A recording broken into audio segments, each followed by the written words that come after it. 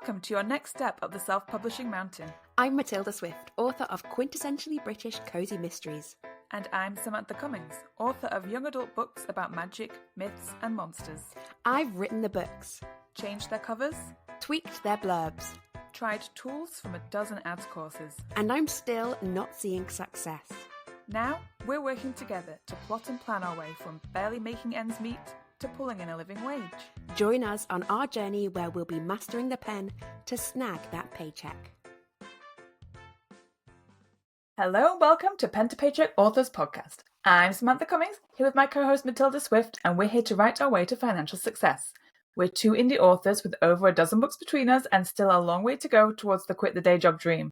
If that sounds familiar, listen along for our Mastery Through Missteps journey. Each week we cover a topic to help along the way, and this week we've got a mystery guest. But before we get into that, what are your wins and whinges of the week? I feel like, I know we say this often, but it feels like it's been a very long week. I have done so much this week. And the smallest of those things, but like the cutest things, is that I put up the rest of my hanging basket samples at my house. I just did that today. I have a friend staying with me this weekend and she helped me. And it was just like a really nice little DIY job. I had to put 2 brackets up on the wall. I did a lot of using the big drill to drill into the stone and put it all in. It felt very accomplished, which is nice to do something physical. But also because my friend's here, we just did a lot of like nice hanging out, and I am hard in my editing mode, so I had a lot of editing still to do, and I managed to do that while she was here. She was sat by me on the sofa reading because she's prepping to do a coast to coast walk in the UK, which I'm very envious of. I would love to join, and it's on my bucket list to do sometime. But yeah, that was just like really lovely. I feel like I've got a million things to talk about. I think some of them come up later. Another thing that I'll maybe touch on just now and then talk a bit more about it a bit is I had a book launch this week, sort of, in that I co-wrote a book earlier this year, and it was a piece of work for hire, so it's a continuation of someone else's book series, or a spin-off of that, and that came out this week and it's doing really well, so I can see what it's like to have a book in my dashboard with a very good ranking, which is interesting and exciting and has taught me lots of things, so we'll talk about that in a little bit. And yes, I guess my other thing is I'm editing, and it is a lot of work, but I am really trying to lean into the trust the process thing, because I write my first draft, it's very rough and ready, and I do that on purpose, and then I come to the first draft to edit it and I'm like, why is this so rough and ready? It must be awful. I'll never make this good. And sitting down to work on the first day is just such an act of faith in yourself, and to be like, I can do this, I can make it good. And I'm now 3 days into the edits, and looking back at the first few chapters again, it's like, oh, they are really good. I have done it. I will continue to do it. I just need to keep plugging along. So it has been a tough week with lots of roller coaster emotions, but many wins and whinges at all things I am grateful for. How about you? I'm the opposite. My week has gone so fast, like the blink of an eye. And I think it's because I haven't been working. I've been taking a break because I've got a launch tomorrow. I'm so excited. So that's kind of like my win, is like I've got a launch tomorrow. I've taken a nice break. I spent a few hours at my friend's house yesterday, and we were looking at my proof copy, and she was really excited, and we did tarot readings and effectively just like we're being like little witches, and it was really fun. And yeah, I've just been like, I feel like I'm vibing. I feel like I'm like everything. This is so witchy woo woo, but like I feel like I'm aligning with stuff, and it feels really good. And I feel that way at the moment. Yeah, I'm trying not to I'm not thinking about it too much. I'm just trying to enjoy the feeling and not overthink it, and not try and hold on to it too tightly, because obviously like a dip will come and I'll be like, oh, I was such a fool. But no, right now I'm feeling great. Everything is good. And I spent today going through like my list of all of the open loops that I started in the first book to decide which ones I'm going to like close off in the second book. And I've effectively come up with the story for the second book, which I didn't know what it was. I had no idea what I wanted it to be, and I found the story today. I haven't like really drawn up a synopsis or anything, but I've landed on something that's made me really excited to write it. So I'm really looking forward to do my beat sheet and like really getting into the planning stage once again. I love planning, so I am I'm just like excitedly sitting on this next book, even though I'm trying just to focus on the launch of this book. But I'm like, just trying to keep the energy and the excitement alive. But yeah. When's the next book? So everything's good. we're going on a retreat soon. Yep. In a few weeks. Are you working on the next book on the retreat? I am. I will be probably starting it on the retreat. I think I'm gonna take a couple of weeks to just like get my beat sheet ready and make sure I know what I'm writing and really like zone into it, and then start writing on the retreats. Yeah, it's very exciting. Very excited. Yeah. I am writing the sequel to the book I'm writing right now on the retreat, but I have realized due to my very condensed schedule at the moment, I will finish the book, do the like last proofs and formatting, and then have one day to plan the next book that I'm supposed to write on the retreat. So we'll see how that goes. I've already got some plans in place, but I will have to really make sure that I'm feeling creative and get some ideas in place. Otherwise, there's no otherwise. I'm just going to do it. So fine. Yeah. I'm sure it'll be fine. Okay. Yes. So we've got a bit of a different episode today. We have got a special guest, and the special guest is, drumroll, it is me having quit my job. Yes! So excited! And I'm sorry to everyone who thought there was going to be an actual special guest. know. No, it's just the new and improved Matilda Swift. Yeah, I thought there was no other way to kind of keep this as an announcement, because if we said there was kind of big news, everyone knows what the big news is going to be. So, and a lot of people know this is kind of when I was planning it. I did it early this week in work. I actually had to do it on Wednesday due to like timing of conversations that I could fit in, and I felt so anxious. Just it feels like it's a big thing to do, and like you don't know how someone's going to take it when you do that. I've worked at the same place for 13 years now, and I've had a sabbatical in there, and I've gone down to 4 days a week, and I've changed my job around a lot, but still, like it's a long time to be anywhere.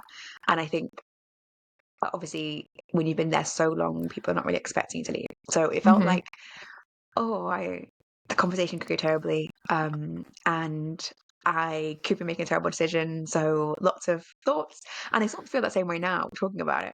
But I have been planning it for so long, and it feels good. And I had made a little poster to announce it to lots of people, so I sent that out to my family and friends so that I wouldn't have to have the same like protracted conversation with everyone. It was like a little poster of, I quit my job today to focus on writing full time. It is big and scary.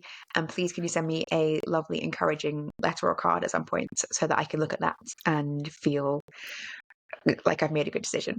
And I've already got some in. And that's you know so that thing when you nice. send yourself an email and you instantly like your newsletter, you're like, it's like, oh, I've got an email. No, that was me. I keep it that way with posts when like I actually requested everyone send me letters or cards or anything if they wanted to, and then I keep getting exciting mail. I'm like, oh my goodness, what could this be? It's a card that I requested. But it's so fun, even like when you get birthday cards and you obviously know what it is, but I still love getting physical birthday cards. And I just think it's just a little bit like in a digital world, it's nice to get an analog well wish. And I do feel really glad that I decided to ask for that, because I think I'm not good at asking for things. I'm not good at asking for help, and this is a thing that it will feel really nice to have that. Like in a dark day, it's coming up to winter already here, coming up to autumn and then winter. In the cold, dark days when I am, editing a book that's not going well, and I've got no salary coming in, and I am looking at my bank account dwindling down, it will feel nice to have these to look at.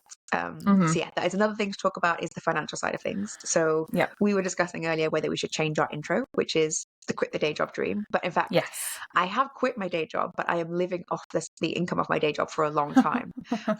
I don't have kids. I purposely have a very cheap mortgage. I have some other sorts of income, like relatively small, but like enough money that I can live off my savings for a good amount of time, like over a year. Like, to be transparent, I could live off my savings for over a year without needing any income from anything else, which feels in such a positive place. But also, I find it very unhelpful when some people are not transparent about how they're making their money. And I think it makes it hard to know when it's the right time to make that decision for you, how you make that decision. So full transparency, in no way am I making a living off my books. Like zero, like there's zero change in that front.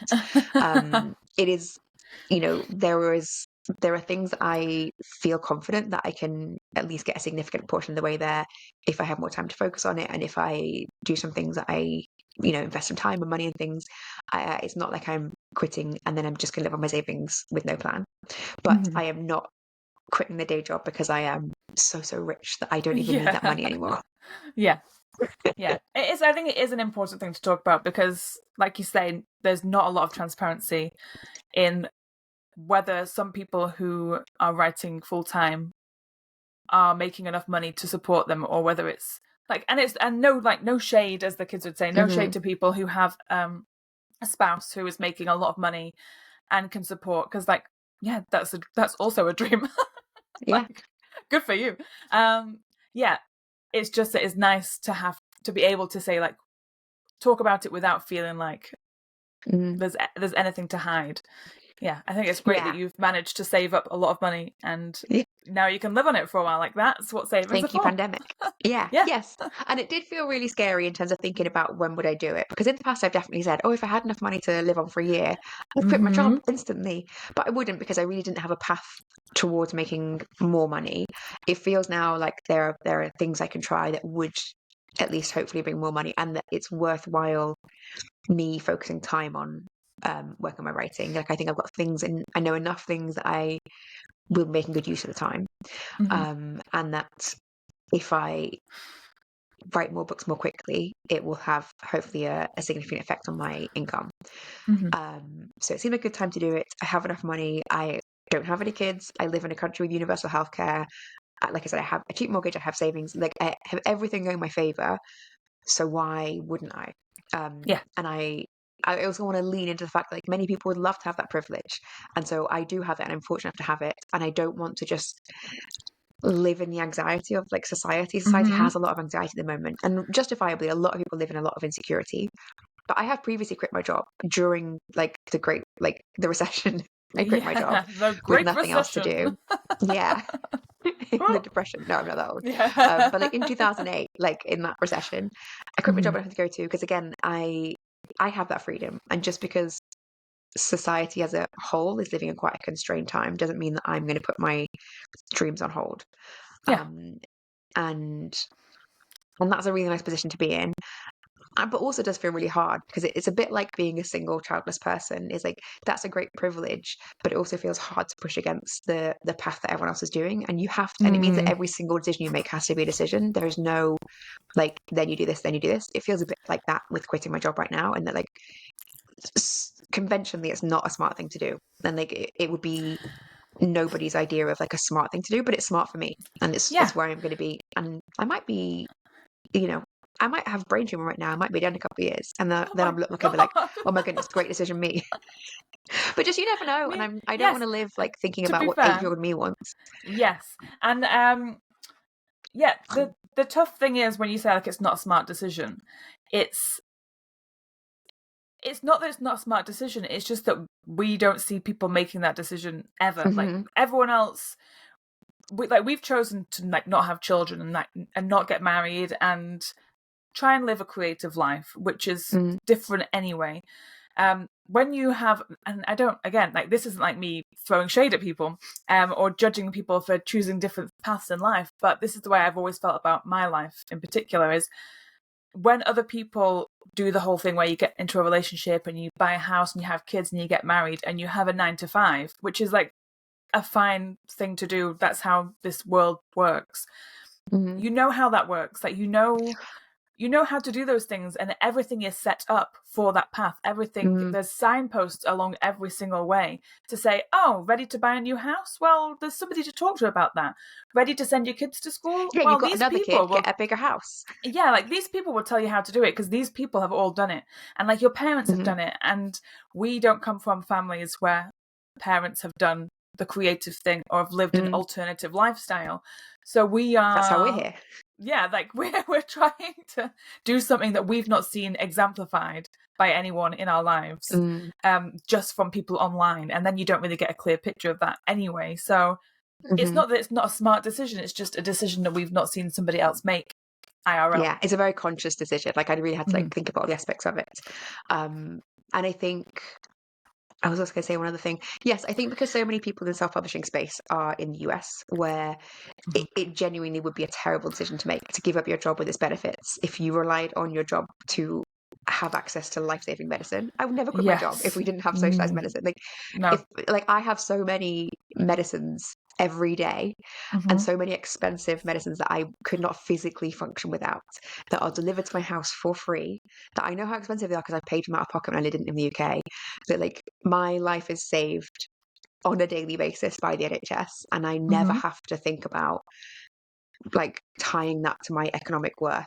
I just get that for free. And that is, and again, that's a privilege that I want to take advantage of. I don't want to live in a position where not everyone has this, so I shouldn't take advantage of it. Like, I really want to, people have different advantages. Some people have got really supportive spouses who, you know, support them financially. I don't have that, but I do have the NHS.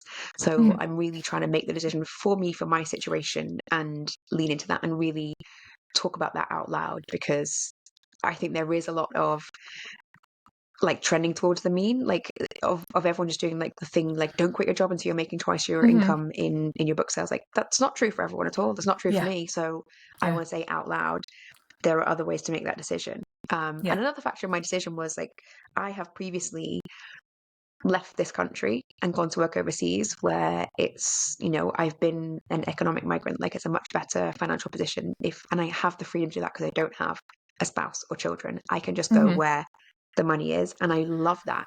I love living in Hong Kong, and I lived there for a good salary and a good lifestyle, and I could do that again. So there is, in many ways, a huge amount of risk, but I feel confident I get myself out of any problems. So I'm trying it's to not as risky as it is for other people. Like your like level of risk is 50% less than the level of risk that somebody in America would have doing the same thing. So, or somebody with children, or people who are relying on them to pay bills or to look after like young people. So how did you, like, how long have you been thinking about it? How long, when was the decision where you decided, okay, I'm going to do it? Because you've been thinking about it for, obviously we both have, for a long time. Forever. So when was the tipping point? It's a good question. I see what's an interesting thing is, like, actually during the pandemic, I made the decision I am never going to quit my job to write. Because in the pandemic, I really didn't feel creative at all. And I knew other people who did write full time, and people were finding it hard to write. And I found it hard to write. And I said to people, I was like, I'm so glad my ability to like eat and have a house is not tied to my creativity, because I don't have any right now. Or maybe that would have been different, like, where I'm not working as well at the same time. There's definitely aspects to that. But I have an autoimmune condition, so it felt like a very stressful time for me. And that was something to be aware of, that like when times are stressful, you rely on job for which you can't really feel too stressed. Like, especially I write cozy mysteries. It's quite hard to write cozy mysteries when you're stressed. I did it, and they just aren't cozy. They are quite anxious. Maybe I also need to write thrillers, so that if I'm having a stress period, I just write some thrillers. But I also maybe need to do things like put some books in the bank, so that if I go through a period of ill health or, you know, some other sort of stress, I have books available, that I'm not having that secondary stress of, I'm stressed in my life and I can't make any money. Oh no. And it just will amplify. Anyway, so I decided in the pandemic, no, that's not for me. I want to have the security of a day job. And that was at a time when I had literally just started. I actually just started publishing right before the pandemic. And I had done it thinking, I'd love to write full time. Like, I think I could do this. I wasn't just faffing around writing whatever I fancied. I'd really decided to like write in a genre that was popular, set out with a rapid release, knew what I was doing. Pandemic hit straight away. It turned out I can't fight like a global force. So when did I decide to do it? I don't know. I'm not sure what single thing decided me to do it. I was coming up to 40, which does feel a little bit cliche. So that was our thing, wasn't it? A midlife crisis. That was our, like, that is what spurred this all on. It was when I put the tweet out to say, like, by the time I'm 40, I want to be doing this full time. So yeah, and I had started telling people that. I started saying that out loud to people, because I'd really made a conscious effort in like the couple of years running up to then to talk about my writing out loud to people, because I didn't in my real life. Like, I had a very separate sphere of writing friends and real life friends. And it just sort of made me feel like I was being ashamed and embarrassed in my writing, which I wasn't. And I think it was just because it's a hard conversation to have. People can't always relate to what you're doing. Yeah. And yeah, and so I'd been consciously trying to talk about writing more with friends and family and things. And then I just started saying, I want to quit my job by the time I'm 40 to write. And like Mm-hmm. I had savings at the time, not enough to live on for any period of time. So it wasn't a sensible thing to do. But I sometimes find it very effective just to say I'm going to do a thing, and then sort of my energy start collecting around that, like Yeah. saying I'm going to go and move abroad, and work abroad, and I've often just done things like quit my job to go traveling, and not really with any plans in place, and then the plans coalesce around that. And I Mm-hmm. think what was interesting was absolutely nothing coalesced around quitting my job by the time I was 40. I didn't change anything about my writing life, about my writing Mm-hmm. routine, about my plans, about my understanding of the business. Like nothing was changing. And obviously I wasn't expecting magic. I wasn't like, I think these are things that magically appear, but I obviously wasn't making the change. And usually when I kind of say a thing, put a thing out there that I want to do, it spurs me on to be like, okay, I'm just going to start doing this bit of thing today and this bit of thing another day, and I start slowly putting things together. And I did zero towards this end, and then and I'm older than you by a few months. So then when I saw Mm-hmm. you put it up, I was quite close to 40, and you Yeah. put up on, and we have been in touch loosely over the past couple of years before then, and like going in Yeah. and out of touch because of like the pandemic, and Mm-hmm. we're in a similar sort of sphere, but like really weren't seeing each other on any regular basis, had no No. contact. And I just happened to see you maybe tweet, Mm. I'm going to quit my job to write before I'm 40. And I was like, I have just been saying this. This is a sign we need to do Yeah. this. And neither of Mm-hmm. us, like, were in any position to do that at 40 at No. all. But I am 40 right now. I have quit my Mm-hmm. job to write and I am 40. So Yes. I feel Yeah. like I have done it. And I didn't Mm-hmm. quite do it how I pictured it. And I didn't do it by the time I was 40, but like I have quit my job at 40 to focus on my writing. And it Yeah. might just be, and I'm really trying to lean into the fact that I, when I first did it, I really thought I'm going to quit my job and I'm going to really business focus, like 100% make enough money from my writing to earn a living. Mm. And that just started to feel not quite right. Like it didn't quite gel with what I was looking for. And it felt like it was putting a lot of pressure on like all or nothing results, which I think Yeah. I tend towards, and I don't think it does me any good.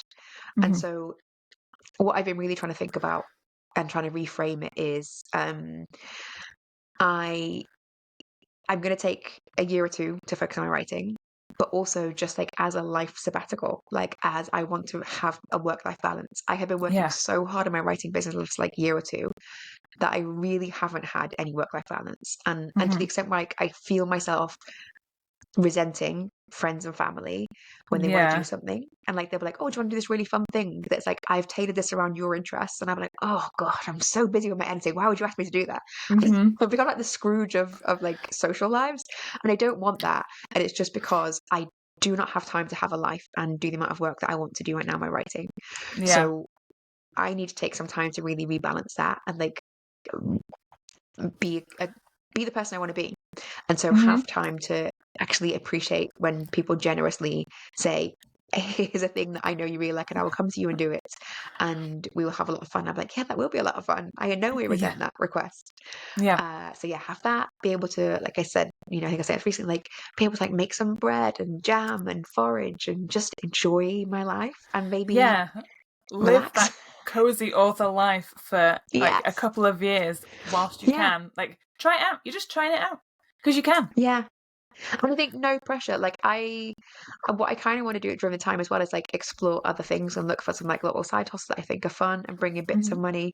And like I said, like I actually don't have a very expensive life. So even if I could, keep up a bit of freelancing for my current day job, do a few other bits of odds and ends on the side, make some money for my writing, there's not a very high threshold that I would need to meet.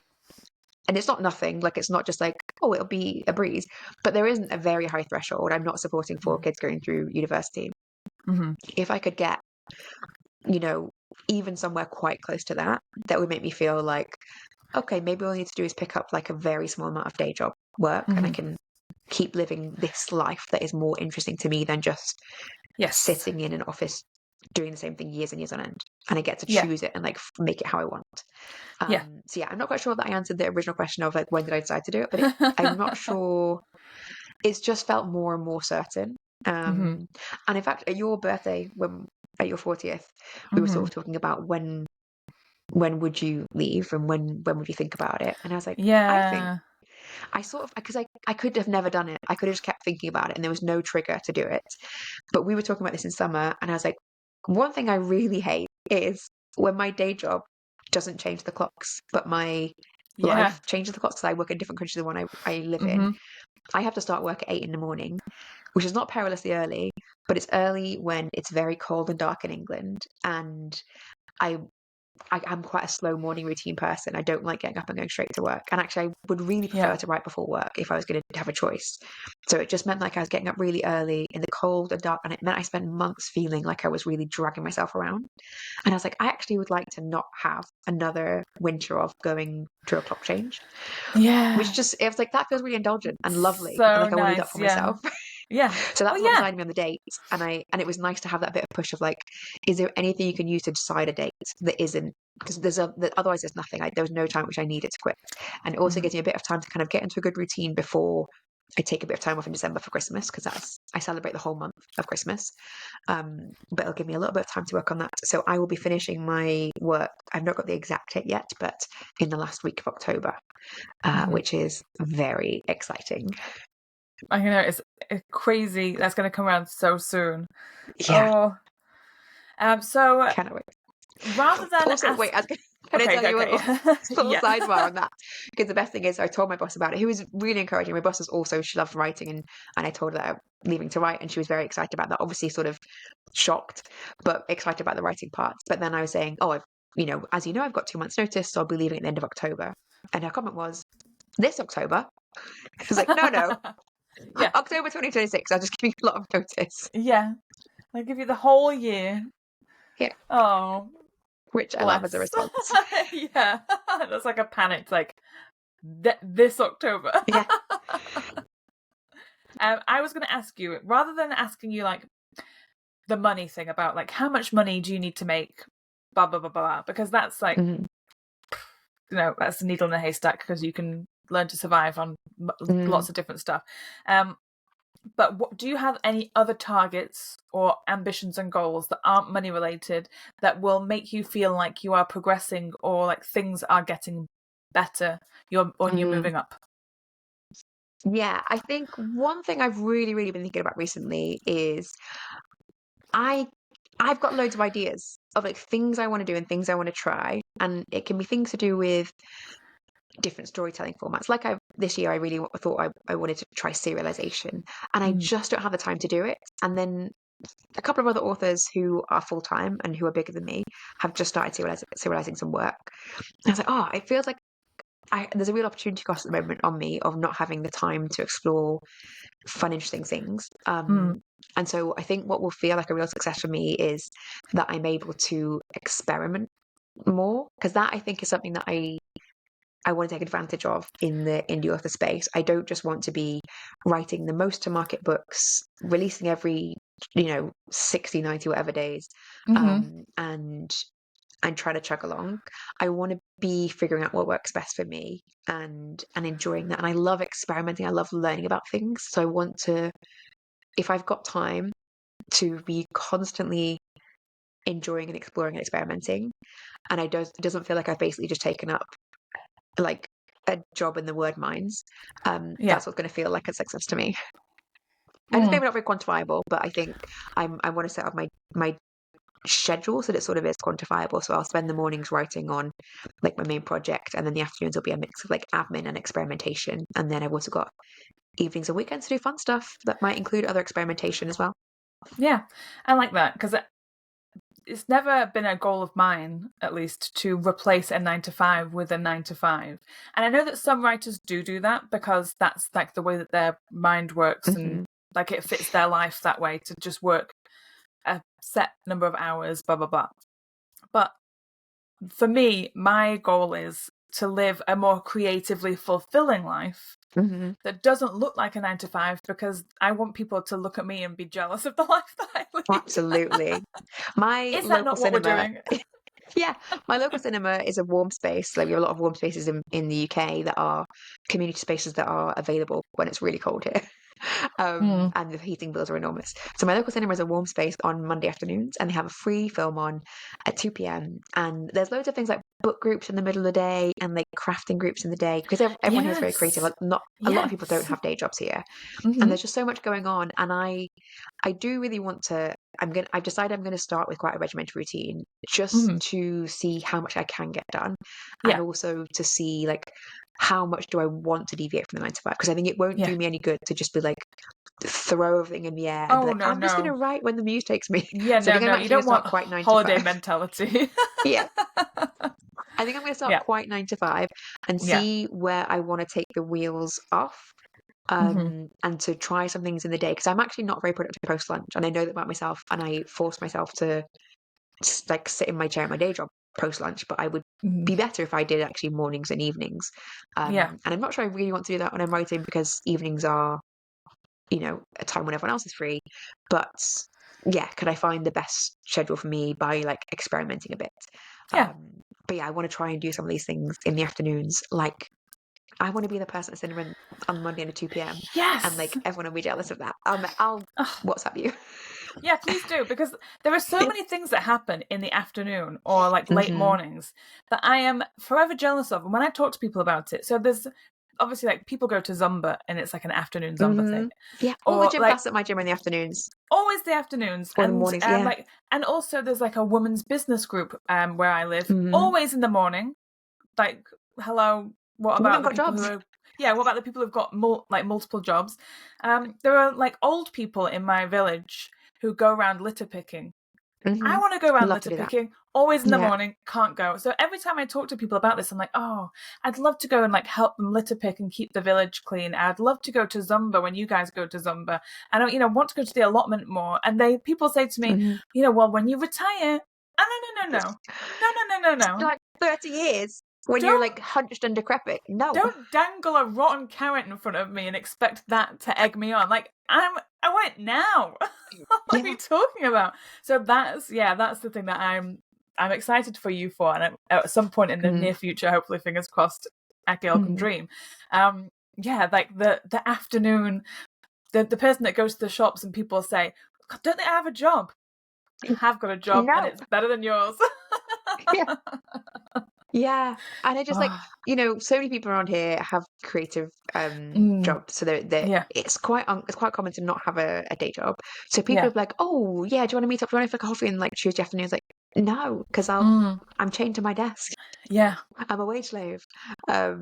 And yeah, it would be lovely just to be able to kind of do that. And I think I also want to figure out like, how do I say no to things like that? Like, how do I not get tempted by all the like knit and natter groups at 3 p.m. on a Wednesday? Yeah. And But you do get to say, you get to say things like, oh, I love saying this. I'm on a deadline. Yeah, I'm on deadline right now with my novel. I'm on deadline, I'm afraid. I've got to get this book to the editors. Those people are jealous of you. And they're so jealous. Well, I said that to someone recently, and I knew it. Like, I was doing it because I wanted to sound bratty, and I was like, oh, I'm so busy. I've got to get this book to my editors. And they were like, oh, how cool. I can't even believe that I know someone who has to get a book to the editor. And I'm like, I know. That's me. It's just, there's a lot of things in life, you've got to have those moments where you feel cool. Yeah. I always want to say, going back to the idea of experimentation, I forgot I was going to return to this, was the book I co-wrote. And I co-wrote that specifically as an experiment. Like, I wanted to see what it would be like to co-write something. It was quite interesting because I didn't think there would be any read-through, because it's a 1920s book. But it's like 1920s cozy, so I thought maybe there'd be some. I even thought about writing my own 1920s series, trying to improve read-through to my own books. And it was nice to be able to, because I had a salary at the time, I didn't rely on it for my income. It was work for hire, so it had money that came with a contract that paid for the time I thought it would be worthwhile. I thought it would be worthwhile the time spent on it. So that was really nice to be able to do. If I didn't have a job and I have more time, I would be able to do loads more things like that and see what are the good parts, what are the bad parts. Like, things I found from that were like, actually, I really loved co-writing. I really enjoyed writing something that I didn't have sole ownership over, which I would never have imagined. But I also found a thing that I knew would be true, that I know is true from like James Patterson's co-writers. If you're the smaller writer for a bigger writer, you don't get read through, and it doesn't impact your bottom line at all. But like, I think in a way that I knew would be true, and I had no expectations, and because it wasn't like my main series, my main plan, I could see it's an experiment. I got to really see what is the impact. And that's been really good. And I want to have more things like that where I can say, is it worth me doing that? Let's see. Let's give it a try. Yeah. How yeah. fun. That is so exciting. I'm so jealous, but also I'm happy for you to take the lead on this one. Yes, I will make all the mistakes. Our mastering through missteps journey, as we say. Yeah. You do all the missteps and learn the mastery I'll for tell me. you. Yeah. I like to see other people doing things before I do them. Yeah. Oh, so good. Do you have anything else? I know this probably won't be as long an episode as usual anyway. But do you have anything else you want to talk about around this? Yeah. I mean, interestingly, because I've sort of been talking about it for a while, it does feel like I'm really prepared. And what was nice, I put in my family group the little post that I said I'd made saying I'll quit my job. And my family group is a really big mix of people who are mostly not genetically related to me. It's a lot of people's like my cousin's wife's parents are in there, and my and my cousin's dad's like former husband is a widow now. So like a lot of people who are very distantly related, and it's just people that we like who we consider family. And in that, in fact, the people who responded fastest and with the most like really well thought out messages were the older people. And that I think was really nice to kind of see people like, oh, I can really understand this is a very big decision to make, and I'm sure you've thought about it a lot, and I feel really confident like you're making the right decision for you. And these people, they're not people that like I see all the time that know me like in and out, but they're people who know me well enough that I think they have seen this, and that was really valuable. So yeah, I'm really trying at the moment to do a thing that's not super comfortable for me, and that is like solicit people's like connection to my choices, and like people being invested in that, and like knowing what I'm doing, so that if I am going through a period where it feels awful, like that people will know, and I'm not just sort of in the corner feeling really stressed, like gobbling down beta blockers and trying to hide it from everyone. That I have people who have been there through the journey and have like know the reason why I made that decision. And then when I maybe not having a good time, I could always message them and be like, it's not going well. What can I do? But and they'll be there. And so that has been really valuable for me. Yeah, it's not really all that different from somebody saying, "Hey, guess what, guys? I had this great idea for a business, and I'm going to set up a shop or a bakery, or I'm going to start like fixing up cars." And these are just random things that are coming to my No head. one in my family does that. Like, we don't have any entrepreneurial people in my family. Everyone's got a day job.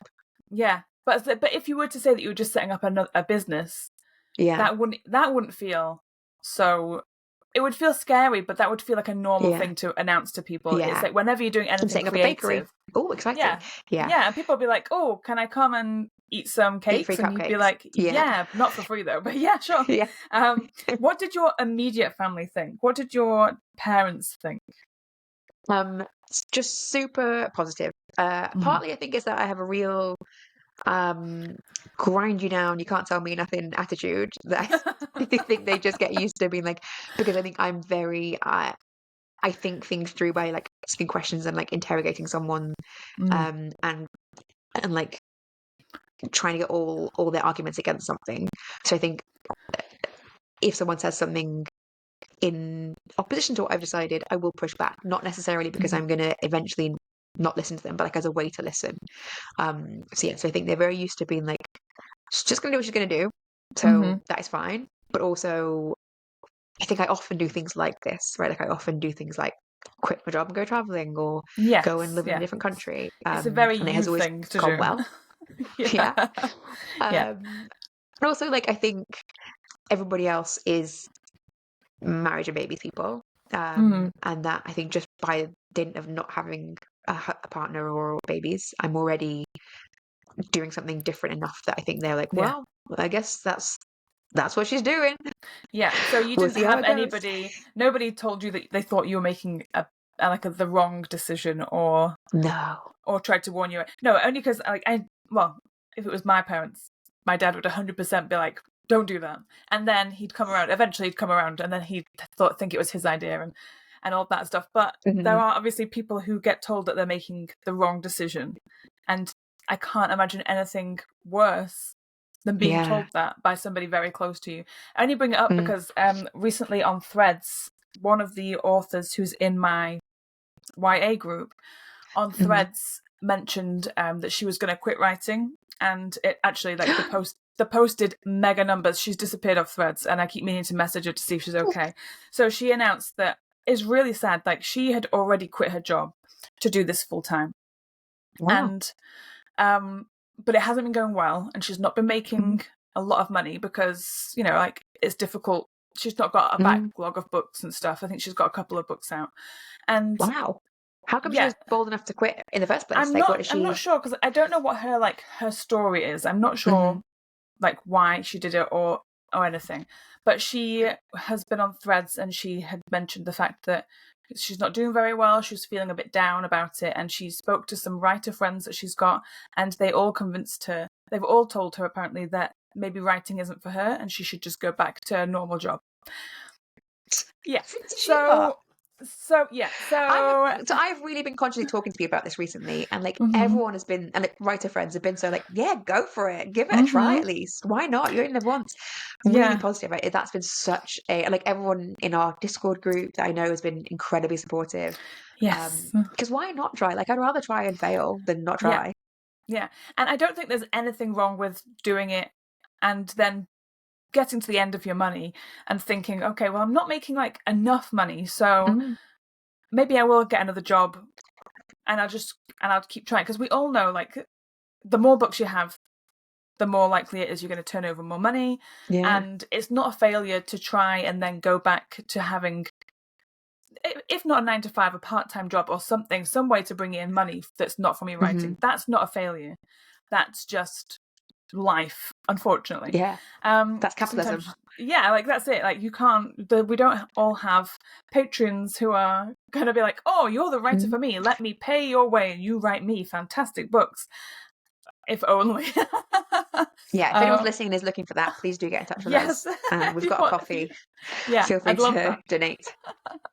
But yeah, just like this thing on Threads that I saw from her, and she got hounded by people.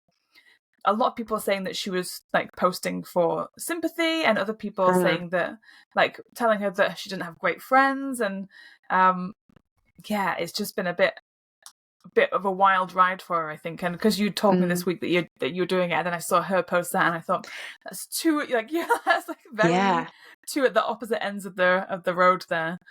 Don't be worried if you have to go back to a job, like. But also, I guess, make sure that you make good writer friends before you 100%. I don't know what group she's in. I am going to send her a message at some point, but I replied to her thread, and the reply that I got was quite defensive in some way. So I was just like, well, I'll just leave it for a bit. And then when I went back to message her, the thread was gone. So I thought, I'll just give her a bit of space, because she's obviously, there's nothing worse than putting something on the internet and it going viral accidentally, but for the wrong thing. I mean, people who don't know you are not going to receive it the way that you meant it. Like, you might just want to have a little moan to your friends. I would not like that.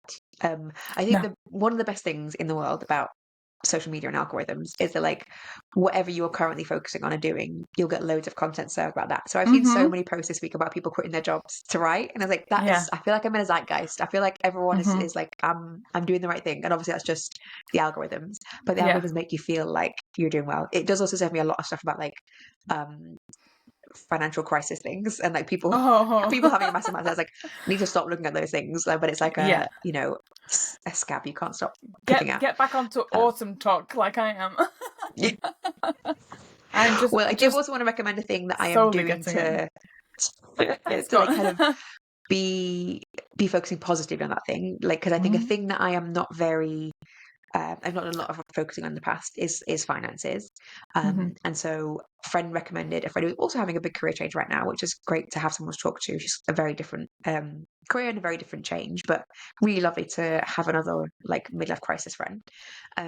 She recommended a book that I'm going to also recommend to other people, and I think you could read it even if you're not exactly in the target market. So it's called The Child-Free Guide to Life and Money, and it's by Dr. J. Zygmunt. And he's also got a podcast, so I will put the link in the show notes to the podcast and the book. And like I said, I think even if you're not child free, but if you're somebody who is maybe trying to live like a creative life and isn't looking for like you're following the 2.4 children picket fence, bigger house, that sort of, you're not looking to just follow a certain path without thinking. I think this book is still for you.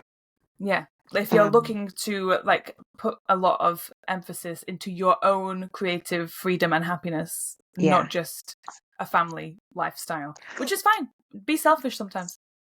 Yeah. That's why I think. So I'm reading that. And in fact, when I first started listening to that podcast, because I looked it up as soon as a friend recommended the book, the very first episode in there was why you should quit your job.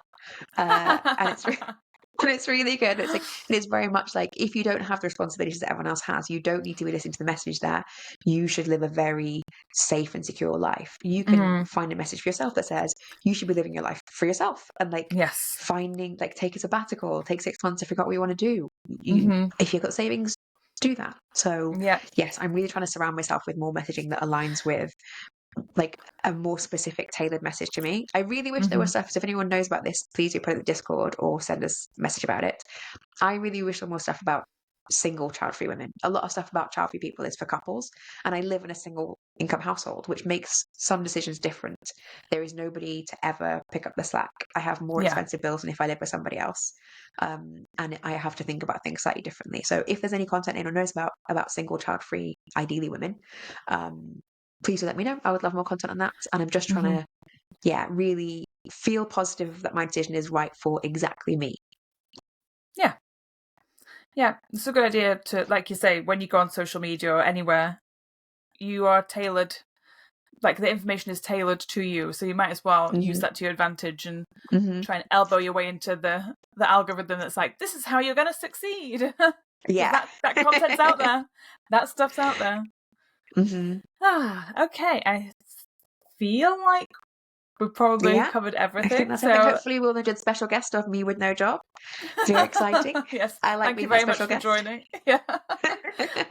Next week we are switching focus to me. An episode all about me and my big news and reflecting on the launch of my newest series. So yeah, next week is going to be about how I found it, because obviously my book's out tomorrow, so I will be able to look at it in a bit of hindsight and like see what's happening and hopefully report back that everything's gone really well. So that's next week. Everything has gone well so far. Like everything has gone fantastically. Reviews, advanced reviews, phenomenal. No technical hiccups, like knock on wood so far. No, touch wood. So yeah, I mean, it's sort of thing like the actual launch day is nothing, because all that happens is like the pre-orders that had pre-ordered, they go through. Yeah, they're going to go through. Yeah. And then I see like, oh, my best month yet. Yes. Which I can't wait. I can't wait for it. So I can't wait to talk about that. And if you enjoyed this episode and you are now thinking that, oh, maybe Matilda needs some more financial help. Yeah. I need some cash, guys. Jump into our coffee and throw some donations our way. It will help take the pressure off her, at least, with the cost of this podcast.